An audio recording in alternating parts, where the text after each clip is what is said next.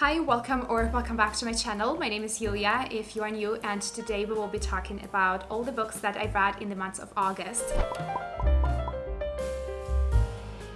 In August, I read 10 books. I didn't have a single 5-star read this month, but I also didn't have a single DNF. And I'm usually pretty fast on dropping things off when it comes to books. So it's a pretty good month for me if I didn't DNF a book. If we are looking at statistics, I have read mostly dark, tense, and mysterious books. And this is pretty common for me, especially for summer. For some reason in summer, I do tend to read more thrillers and mysteries. I'm not entirely sure why. I read 4 thrillers, 5 romantic comedies, 1 contemporary fiction, and 1 romantasy. My average rating for this month is 3.43 stars, and I read 3,295 pages in August. I will be talking about these books in the exact order of which I was reading them during the month. I also have my Notion reading tracker in front of me as well, so if you see me looking under the camera,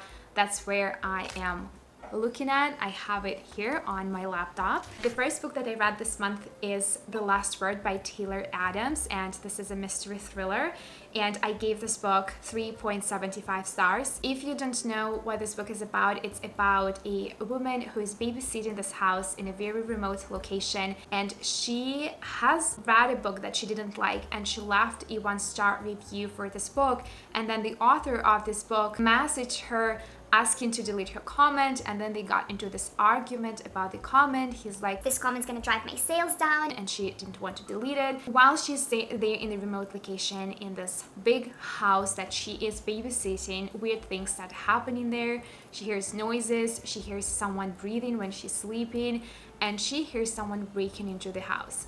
And we pretty much follow her perspective on the story and also the perspective of the author, who received a 1-star review for his book, and she is telling the story from her perspective and he is telling the story from his perspective, and obviously he's trying to make the story look different as if he's writing a book about the main character Emma. The story gets really messy real fast. So if you like kind of like remote locations, lonely woman with a dog type of plot and weird things happening, then you might enjoy this book a lot. The next book that I read is Happy Place by Emily Henry, and this is a romantic comedy. This is also my first book by Emily Henry that I have ever read, and I gave this book 3 stars. I enjoyed this book enough to not DNF it. This book didn't speak to me as much as it spoke to other people who read it and enjoyed it a lot, because I know that this book has a very high rating. There was something about the main male protagonist that didn't really sit with me that well, that I didn't really like,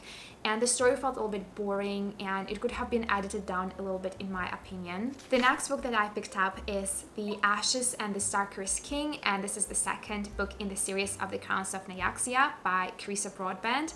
And this is a romantasy, the only romantasy that I read this month, and I gave this book 4 stars. I gave the first book 4.5 stars. I did enjoy the pacing and the plot a little bit more in the first book. The second book felt a little bit more heavy. It was rich with politics, political intrigue, and pretty much all of the events that were happening in the book were purely political events, and I'm not a big fan of that, so it felt heavy, it felt long, but it was still really good read. I gave it 4 stars. I enjoyed it very much, and I'm very excited to continue reading the series. The next book that I picked up this month is Killjoy. That is a novella and the prequel in the series of A Good Girl's Guide to Murder by Holly Jackson, and I really enjoyed this book. I gave it 4 stars. I'm usually not as generous with novellas because they are shorter and it's a little bit harder to express everything that the story needs within 100 pages. But this novella felt absolutely amazing, and I enjoyed the story. The story follows Pip and her friends, and they are going into this house to participate in the game of murder mystery, and she and her friends are playing different characters in this game and trying to investigate who murdered the head of the family. I love the vibe of the series. The events of this novella are happening before the first book in the series, and it's really, really fun to go back to this world and to Pip's head and to see how she's investigating things and to see her logic and how she's trying to find who the murderer is. I really, really enjoyed it. The next book that I read is Don't Let Her Stay by Nicholas Sanders, and this is a mystery thriller, and I gave it 3.5 stars. I enjoyed this book as much as I hated this book. I loved the plot twists of this book. I loved the general atmosphere of this book. But what I didn't like is the main characters. It was very hard for me to connect with the main characters. I did not understand the motivation behind the actions of the main characters, especially the male protagonist, the husband in this family. His logic was absolutely nuts. It was insane. I feel like if he was a little tiny bit smarter, then everything could have been... I don't want to spoil the plot in case you want to read this book, but this book made me very, very mad based on the decisions that the main characters took throughout this book. The next book that I read is Yellowface by R.F. Kuang. And this is a contemporary fiction, and I enjoyed this book. I gave it 3.5 stars. It was an interesting read. If you haven't heard about this book, it is pretty much about two women who are writers, and one of them is famous and the other one is not so much, and she is very jealous of her friend. And one day they hang out together at the successful writer's place, and she accidentally dies, and her friend decides to steal the manuscript that she started and publish it as her own. And during this book we see the consequences of her actions. Not a fast-paced book in my opinion.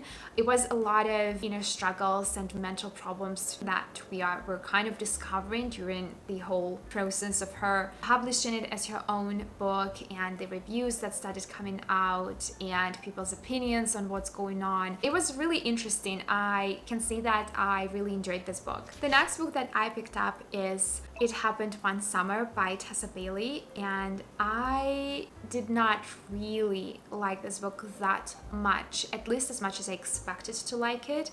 I still gave it 3 stars, but I would probably drop my rating down to 2.5 stars. There was something about this book that just didn't click for me. I think it's the romance part. We have a rich girl who is coming from this fancy society, and she moves to this small town to take care of a bar that her dad used to own, and she meets this guy who is catching crabs and who's always stinky and probably dirty, and she falls in love with him, and then we have this beautiful romance, and I just cannot see how this can happen. She is used to a certain lifestyle, and then she comes for 3 months, and after the end of the 2nd month, she's in love with this guy who is from a completely different social circle and has completely different priorities in life. Some of the things were so cringy, like when he took her shopping. That was very, very cringy because the amount of money that she has isn't comparable to what he can actually afford. So she felt like that was very sweet, and I felt like that was such a weak attempt to provide the lifestyle that she wants. In general, I have very conflicted emotions about this book. I don't think I'm gonna be getting back to this series. The next book that I picked up is Their Vicious Games by Jill Willington, and this is a mystery thriller. It was quite enjoyable. I gave this book 3.75 stars. If you don't know what this book is about, it's about a girl who was supposed to go to Yale or to one of the universities in Ivy League, and she got into a fight and her application was rescinded, and she was denied from a few other universities as well. And we have this rich family that once every year hosts a so-called finish, that is a game that young women play in order to establish a place for themselves in the society. So the winner of this game can go to any university she wants. She gets into a list of all of high-end communities and establishes great connections in the society. And so our girl happens to get into this game, even though she's from a lower class, and most girls that are participating in this game are of a higher class, and so she obviously, no one knows what this game is about, what's going to be happening. All we know is that there will be 3 rounds of this game. It's an interesting read. It was definitely fast paced. It was a YA thriller. It was definitely fast paced. I enjoyed it a lot. I had really good time learning about this game. The next book that I picked up is Beach Read by Emily Henry, and after finishing Happy Place, I decided to give Emily Henry another chance because her books are just so popular. And I again was disappointed in this book, and I know that this book is many people's favorite.